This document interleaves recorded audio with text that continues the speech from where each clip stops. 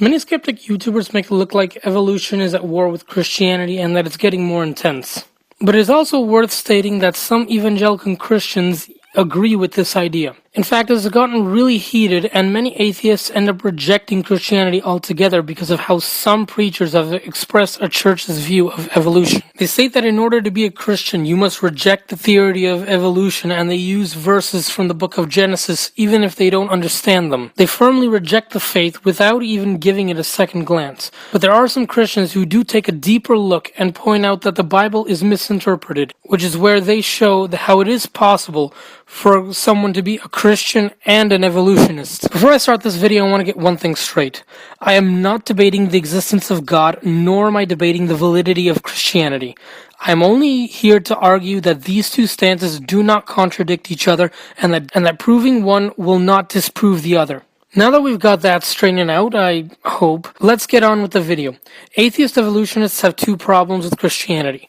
The first is about the belief that Adam and Eve were the first humans on Earth, and after the first sin, they populated the world from there, as opposed to all humans today being the descendants of a common ancestor. And the second one is because Christianity teaches how man is a divine being made in God's image, while evolution teaches that the whole evolutionary process was completely random and only resulted in organisms adapting to their environment and natural selection.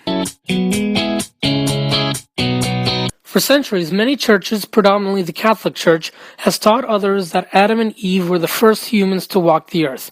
However, if you read the Bible carefully, that is not so. Just a side note, when reading the Bible for these verses, I recommend the New International Version over the King James Version. The New International Version was translated by linguistics instead of theologists, and it is a closer resemblance to the original text in Hebrew. Now, to put it in short, Adam and Eve were not the first literal people on the entire planet.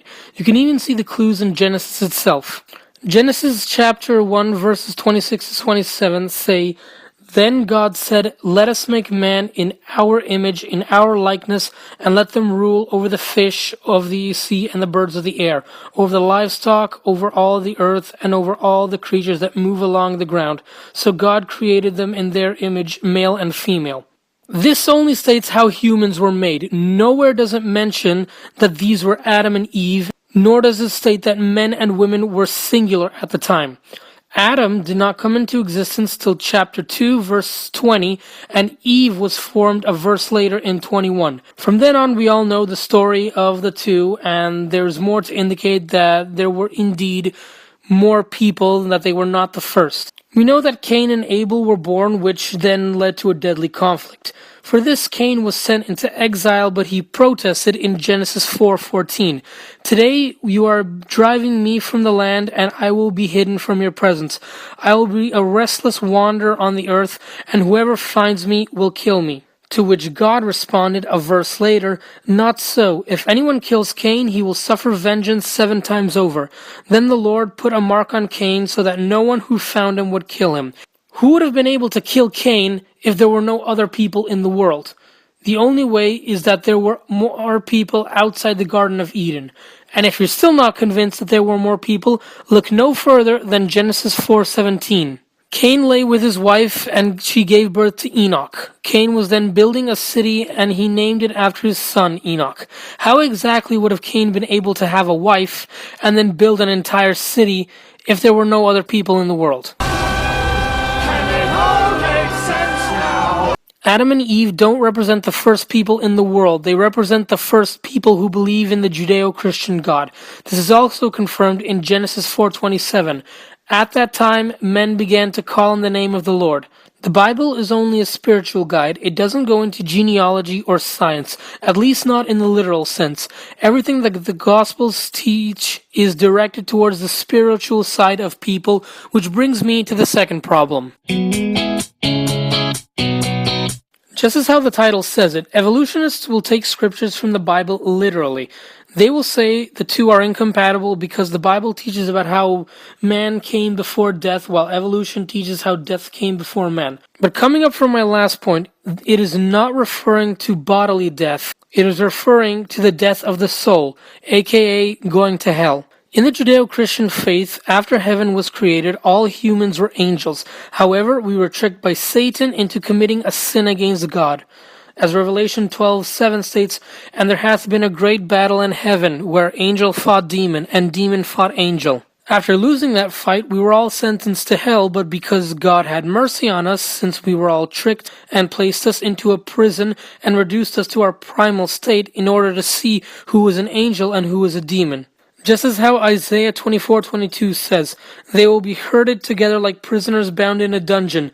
They will be shut up in prison and punished after many days." This universe is basically our prison, and the bodies that we have are nothing but an earthly vessel. As Jesus described it, it is mortal and it will wither and die.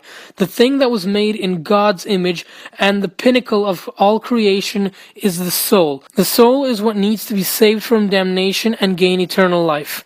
One verse that explains that very well is Matthew 10:28. "Do not be afraid of those who can kill the body, but cannot kill the soul. Rather be afraid of the one who can destroy both the body and the soul in hell."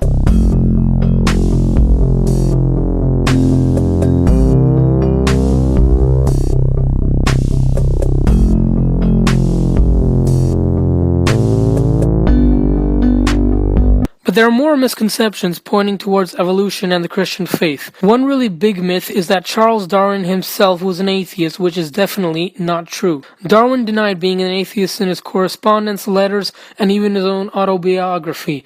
And the only reason why he renounced Christianity is because he couldn't cope with the problem of evil when his daughter Anne Elizabeth Darwin died at the age of 10. Darwin was a deist, and he did believe in a higher power, or as he called it, God, the ultimate lawgiver. He was born an Anglican. He was baptized in the Anglican Church, but his mother took him to a Unitarian chapel in Shrewsbury, and that's where he went most of the time. Unitarians don't believe in the divinity of Christ. They only believe in the existence of God. And so Darwin absorbed that idea when he was young.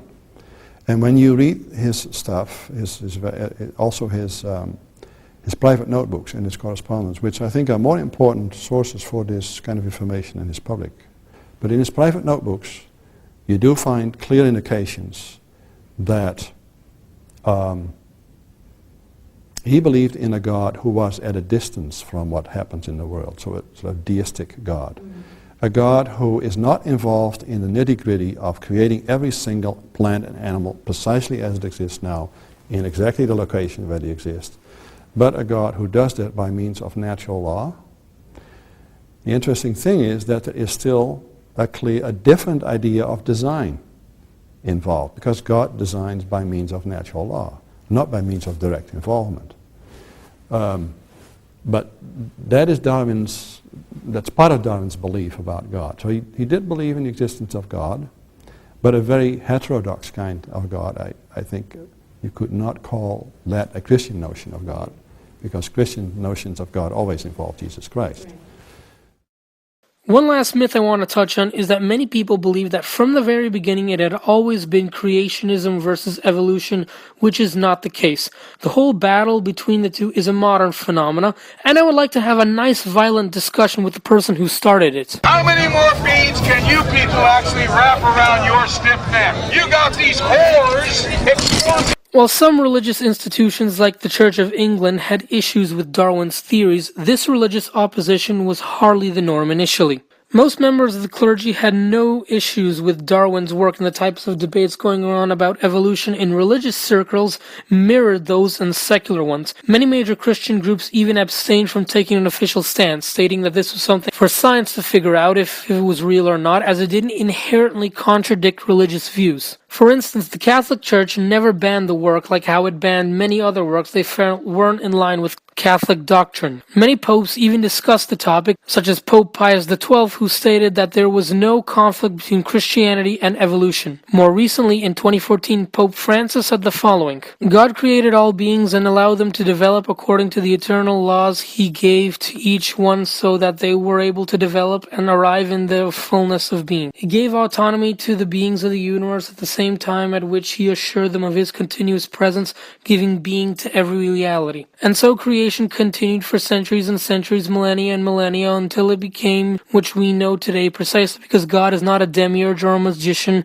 but the creator who gives being to all things. So I hope you enjoyed this video. If anyone is struggling with their faith, I hope this video brought some light and the true facts about the two sides. Just know that Christianity and evolution are not mutually exclusive, and no hostility is needed to be pointed at each other.